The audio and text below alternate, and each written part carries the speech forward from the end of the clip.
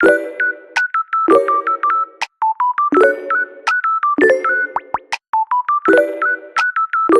the materials, you'll need a clean, non-metal container, a strainer, ladle, knife, chopping board, bowl, and a cling wrap. For protection cross-contamination, we're gonna need a lab gown and gloves. Make sure to sterilize everything to prevent molds or bacteria.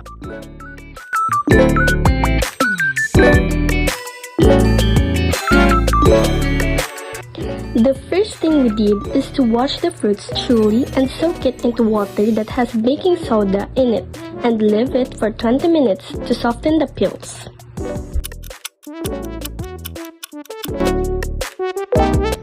Next, for our apple cider vinegar, we used 9 to 10 apples and chopped it into pieces.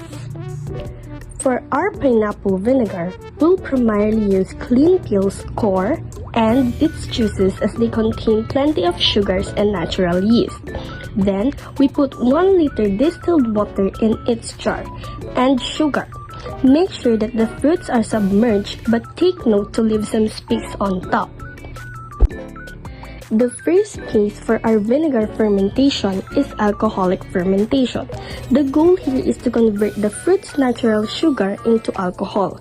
We cover the jar with a cling wrap with some tiny holes secured with a rubber band.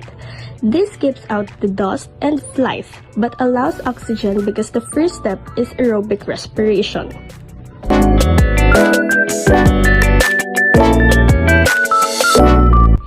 Place the jar in a cool, dark place. For the first week or 2, it's vital to stir the mixtures once or twice daily. This prevents mold from forming on the floating fruit and encourages the yeast to start bubbling. After about 2 to 3 weeks, the bubbling will slow down or stop completely.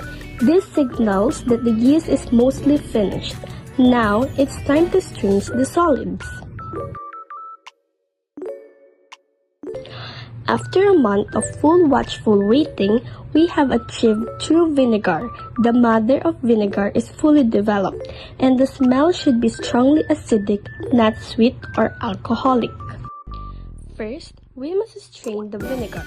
After straining, it is one of the fundamental steps to boil the vinegar to remove some of the bacteria that form in it after a month of fermentation.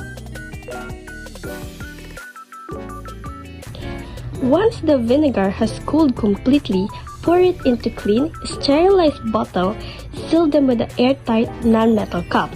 Your DIY vinegar is finally complete. It's easy to make vinegar, right? Bye peeps! See you on the next one!